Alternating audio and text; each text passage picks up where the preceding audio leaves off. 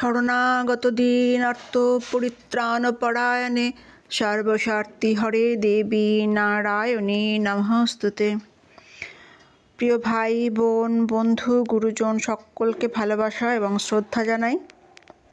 আজ আমরা শুনব স্বামী রামসুখ দাসের কিছু অমৃত বাণী।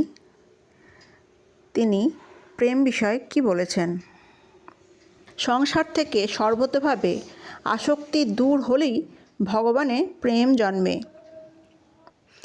যে বস্তু নিজের তাকে সব সময় ভালো লাগবে, তাই একমাত্র ভগবানকে নিজের বলে মনে করলে ভগবানে প্রেম জাগ্রত হবে। কি আশ্চর্যের কথা যে যিনি নিত্য নিরন্তর বিদ্যমান সেই পরমাত্মা প্রিয় হন না, অথচ যার নিত্য নিরন্তর পরিবর্তনশীল সংসার তাকে প্রিয় লাগে। যতক্ষণ সংসারে আসক্তি থাকে ততক্ষণ ভগবানে প্রকৃত প্রেম হয় না।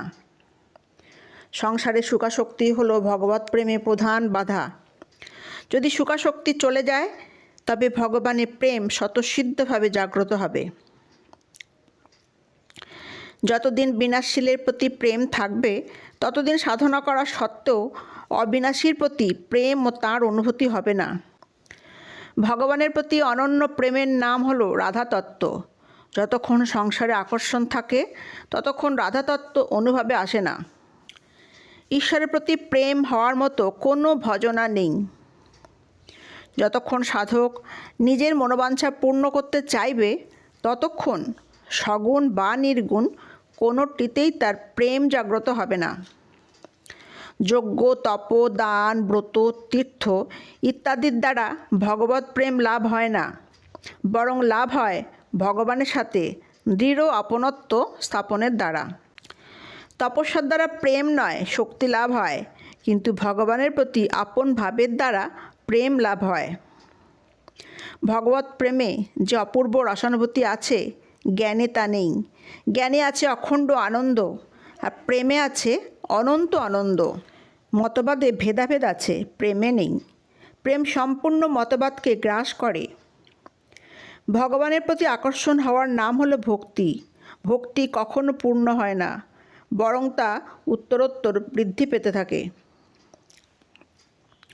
ভগবানের প্রেমের জন্য দৃঢ় আপনবোধ আবশ্যক, আর তাঁর দর্শনের জন্য তীব্র ব্যাকুলতার প্রয়োজন। সংসারকে জানলে সংসারের প্রতি বৈরাগ্য হয়, আর পরমাত্মাকে জানলে তাঁর সাথে প্রেম হয়। যাকে লাভ করা অবশ্যম্ভাবী সেই পরমাত্মার সাথে প্রেম করো, এবং যার বিচ্ছেদ অবশ্যম্ভাবী সেই সংসারের সেবা করো। প্রেমে নিজের সুখ ও স্বার্থের লেশ মাত্র অবশেষ থাকে না। প্রেম মুক্তির অনেক পরবর্তী স্তরের বস্তু। মুক্তি পর্যন্ত জীব স্বয়ং অনুভবকারী হয়, কিন্তু প্রেমে সে হয় রসের দাতা। জ্ঞানমার্গে দুঃখ বন্ধন কেটে যায় ও স্বরূপে স্থিতি হয়, তবে কিছু পাওয়া যায় না। কিন্তু ভক্তিমার্গে প্রতিক্ষণে বর্ধিত প্রেম লাভ হয়। জ্ঞানরহিত প্রেম মোহে পরিবর্তিত হয়, কিন্তু প্রেমরহিত জ্ঞান শূন্যতার দিকে নিয়ে যায়। যার মধ্যে ভক্তি সংস্কার আছে এবং যে কৃপাকে আশ্রয় করেছে সে মুক্তিতে সন্তোষ লাভ করে না। ঈশ্বর কৃপা তার মুক্তির রসকে জলো করে দিয়ে তাকে প্রেমের অনন্ত রস প্রদান করে। নিজের মতের আগ্রহ এবং অন্যের মতকে উপেক্ষা, অনাদর, খণ্ডন না করলে মুক্তির পরে নিজের থেকেই প্রেম লাভ হয়। ভোগেচ্ছার অন্ত হয়, মুমুক্ষা অথবা জিজ্ঞাসার পূর্তি হয়, কিন্তু প্রেম পিপাসার অন্ত হয় না, পূর্তিও হয় না, বরং তা উত্তরোত্তর বৃদ্ধি পেতে থাকে।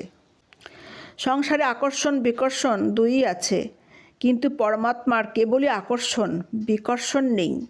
যদি বিকর্ষণ থাকে তাহলে বাস্তবে আকর্ষণ হয়নি। কেবল সাংসারিক দৃষ্টিতে লোভরূপ আকর্ষণ না থাকলে ধনের বিশেষ গুরুত্ব থাকে না, তেমনি প্রেম ছাড়া জ্ঞানের বিশেষ গুরুত্ব নেই। ওখানে শূন্যবাদ আসতে পারে।